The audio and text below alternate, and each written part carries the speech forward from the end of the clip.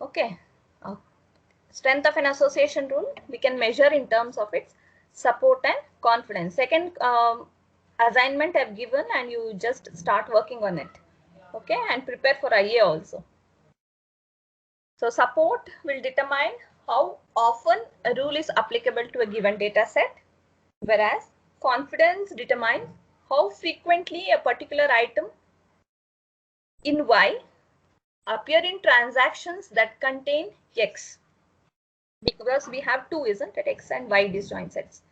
So confidence determines how frequently the items in Y will appear in transaction that contain X, and support determines how often a rule is applicable to a given data set. So the formal definitions of these metrics are as follows: sigma of X union Y by N, whereas this confidence is sigma of X union of Y by sigma of X. So it is how frequent.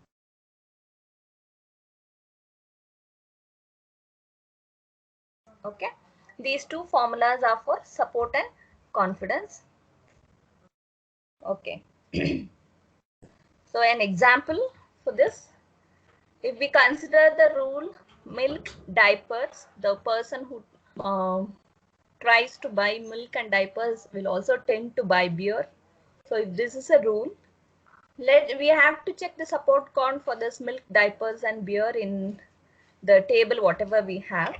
So we have, let's go to that table here. So milk, diapers and beer, we have it in two transactions, isn't it? See here, milk, diapers, beer, and the one who tend to buy milk and diaper will also be willing to buy beer as well. So in these two transactions we have milk, diaper and beer. So we have two transactions. Okay, that's what we have taken here. So we have two transactions. So support count is 2 for this. Okay, and the total number of transactions is 5, as you have observed here. How many transactions we have here? We have 5 transactions. 1 2 3 4 5 transactions. So the support count will be 0.4. Is that clear? Not that tough.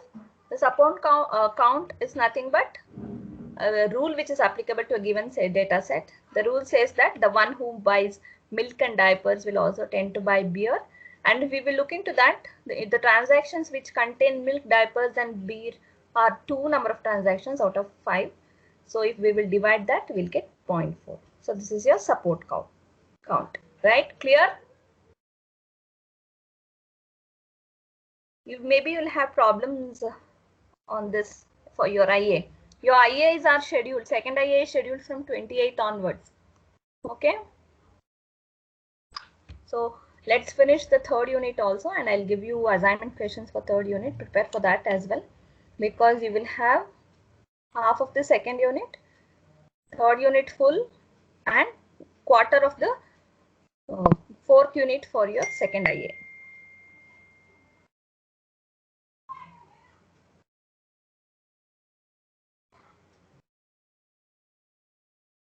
Clear?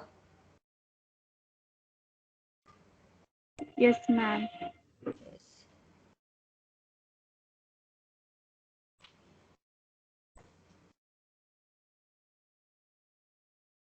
The confidence. So the rules confidence is obtained by dividing the support count for this milk, diaper and beer by the support count for this milk and diaper. So we have this you consider as X and this consider as Y set. Both are disjoint, isn't it? And that is, as we discussed here, both are disjoint sets. Both are disjoint sets where intersection will be null.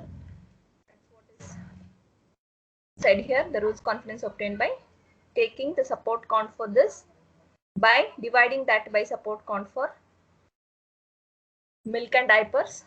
So as we know, since there are 3 transactions that contain milk and diapers, so the confidence rule will be 2 by 3.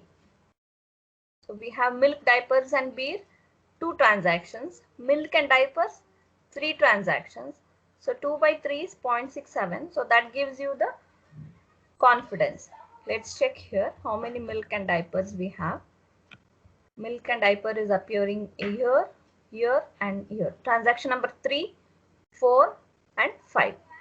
So 2, that is milk diapers beer divided by 3. Milk diapers and milk diapers will give you the support count. Sorry, rules confidence. Is that clear? Simple, isn't it? So support count means we have to just check how many transactions are there which contain all these items, and then confidence is whole thing divided by, this is x union y. See the formula here, x union y. So we have taken x union y by the support count for milk and diapers, x. So this is x. This is your x, this is your y. So we have x, sigma of x union y divided by sigma of x, that is 2 by 3, which is 0.67. And support count, we have x union y by number of transactions. So x union y, all 3 items are present in 2 transactions, and n is the total number of transactions. The formula we are applying and just finding the support and confidence. Clear? When you are doing your aptitude and other things, these things are very simple for you. Already you are preparing for your placements, isn't it? You have classes also. Are the placement classes going on or got over? It was only for 9 days, ma'am. Got over? Yes, ma'am. Okay. So it's just a simple thing which by looking at that only you can just read by yourself or understand by yourself. So why do we use this support and confidence? Support, it's an important measure because a rule that has very low support may occur simply by chance, because we have discussed this already. Sometimes the patterns will be by chance, some patterns will be regular, but some patterns will be very rare. It would have happened by chance. We should not waste time on finding or doing the association analysis on those patterns which have occurred by chance, right? For that we have the support. So support is an important measure because a rule that has very low support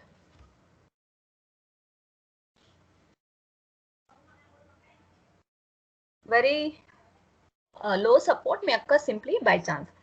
So a low support rule is also likely to be uninteresting from a business perspective because it may not be profitable to promote items that customers will like to buy together. Okay, so we will just neglect those which have very low support rule. And confidence, on the other hand, measures the reliability of the inference made by a rule. We first form a rule, isn't it? So we have to check whether that particular rule is reliable, whether it is guaranteed. For that we have this confidence. So confidence will measure the reliability of the inference. For a given rule, x tends to y, the higher the confidence, the more likely it is for y to be present in transaction that contain x. Okay. So confidence also provides an estimate of the conditional probability of y given x. It also gives you an estimate of the conditional probability of y given x. Right? Yes. So association rule mining.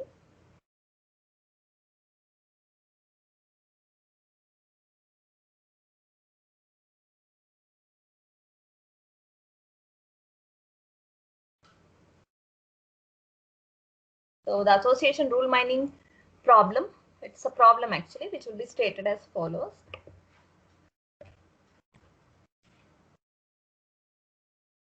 So we have an example of association. Given a set of transactions, we have to find rules that will predict the occurrence of an item based on the occurrences of other items in the transaction. So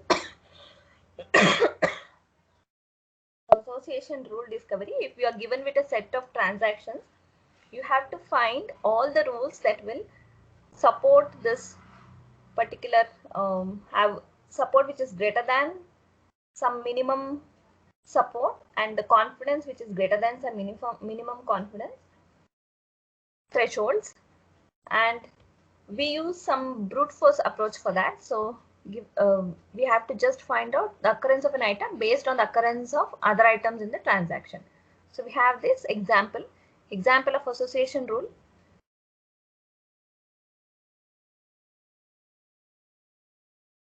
So those who these are nothing but those who tend to buy diapers will also tend to buy this. Milk and bread, eggs and co, beer and bread, milk. So implication is nothing but co-occurrence. They may tend to buy this also. Okay, it's not casuality. So this is that is looking into this. They have just done this association rule.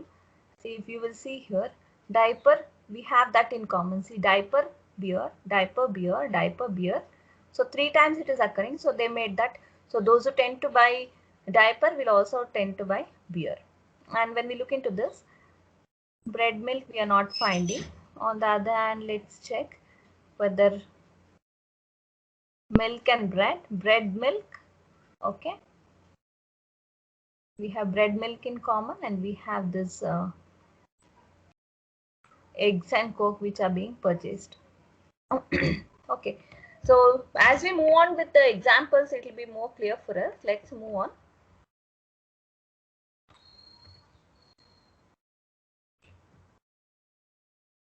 So let's look into the let's look into the definition.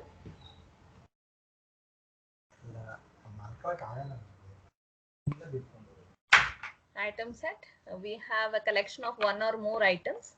See here, we are finding definition for this frequent item set. Okay,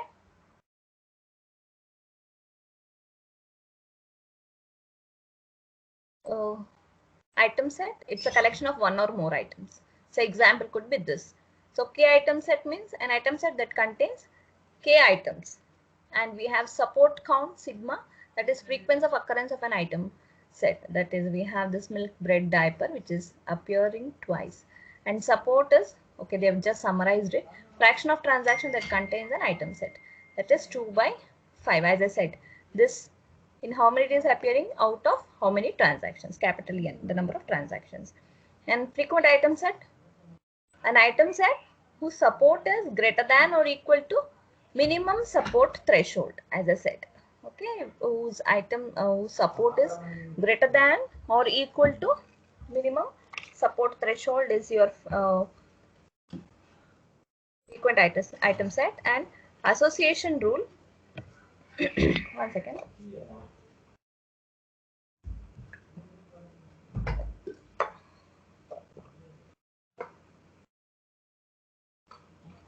So we have this, an implication expression of this form x tends to y, where x and y are item sets, and rule evaluation matrix, fraction of transaction that contain both x and y, and confidence how item. We discussed all this, and they have just is just shown, summarized here whatever is discussed. And this is again the same thing. There it was in different slides, so there I've just put in, it's just put in single slide how it is done. Association rule discovery. So given a set of transactions T, find all the rules having support which is greater than or equal to minimum support value, and confidence which is greater than or equal to minimum confidence, where both minimum supply and minimum confidence are the corresponding support and confidence threshold. So we have some minimum threshold fixed.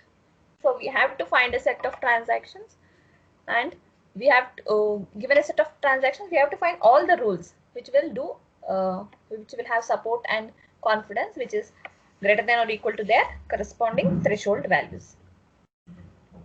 So we have this brute force approach. You are you know what is brute force approach, because you have done long back. So the brute force approach for mining association rules, data mining association rules, is to compute the support and confidence for every possible rule. For every possible rule, we try to find the support and confidence. This approach is prohibitively expensive because we try to find for each and every possible rule means it becomes expensive because exponentially many rules that can be okay because as I said it because there are this approach is prohibitively expensive because there are exponentially many rules that can be extracted from a data set. We have to list all possible association rules. We have to compute the support and confidence for each rule, and we have to, after computing, we have to check those and remove those rules which fail to support the minimum threshold value of support and confidence, isn't it? So using brute force approach, this is a problem.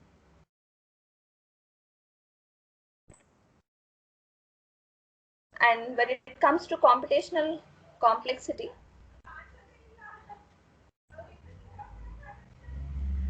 given D unique items, the total number of item sets what you can have is 2 to the power of D. When it comes to the computational complexity, if you are given with D unique items, suppose for a particular data set you have D unique items, and the total number of item sets which can be generated is 2 to the power of D. Okay, the item sets will be 2 to the power of D, and the total number of possible association rules, I just said it grows exponentially. See how it is, they have just shown it is using this formula, 2 to the power of D minus 2 to the power of D plus 1 plus 1. So when we will solve this, we'll get D as 6, and the rules which we have, association rules, the number of association rules will be 602 rules. So if we try to find minimum support and threshold value, we are just wasting time, and after finding if they are not matching some threshold value, that minimum support and minimum confidence value, then it's just expensive, isn't it?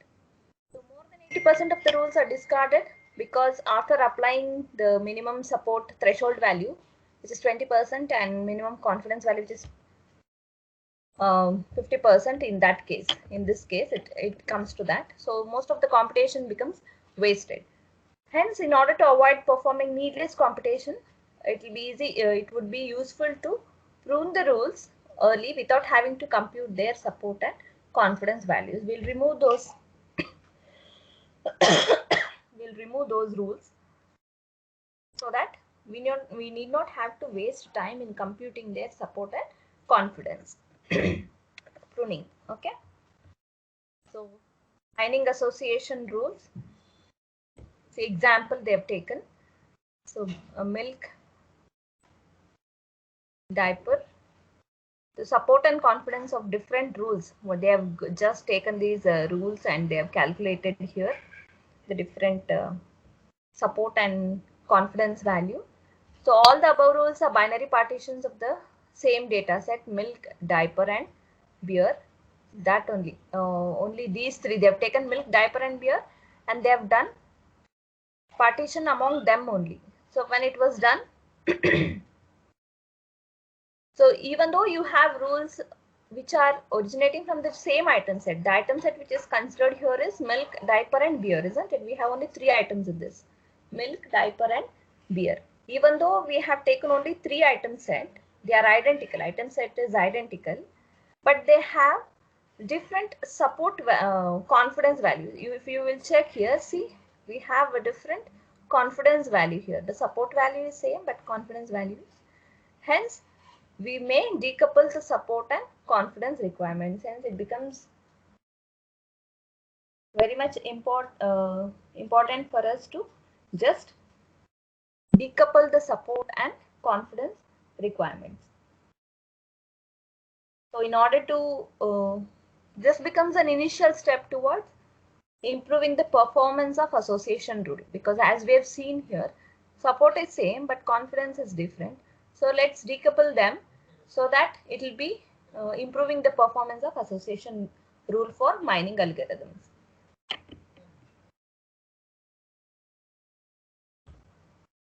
And this rule is only depending on the support of the corresponding item set, X union Y.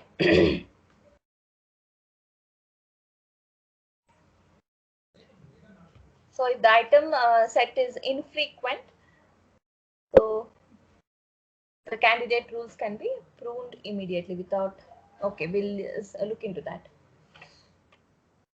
Mining association rules. A common strategy which is adopted by many of the association rule mining algorithms is that to decompose the problem into two major subtasks. So given a problem, we'll just divide the problem into two major subtasks. That is frequent item set generation. The objective of this is to find all items that satisfy the minimum support threshold. These items will be called as frequent item set.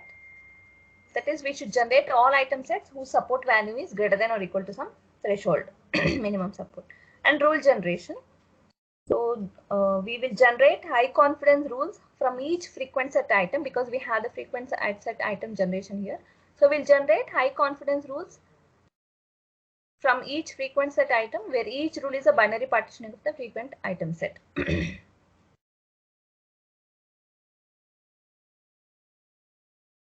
So here the objective will be to extract all the high confidence rules from this frequent item set. Okay, we will try. Here we have generated a frequent item set. So our objective here in rule generation will be to extract all the high confidence rules from the frequent item set. And these rules will be called as strong rules. Okay, and we call them as strong rules. But the computational requirement for this frequent item set generation is generally expensive when compared to your rule generation. So frequent item set generation will only be more expensive than rule generation. So what is the efficient technique for generating these frequent item set and association rules? Those we'll discuss in the next section.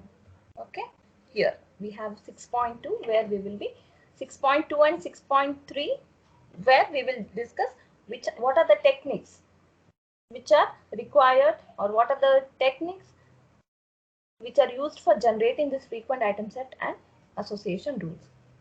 So we have covered with 6.1. Let's move on to 6.2. You have 6.1 to 6.7 as a part of your module 3.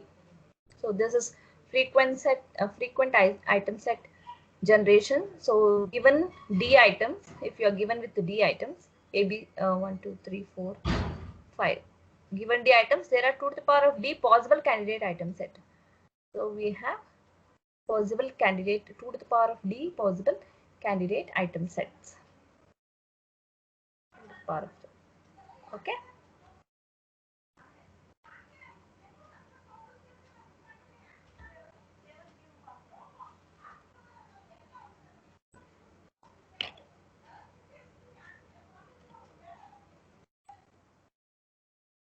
Okay.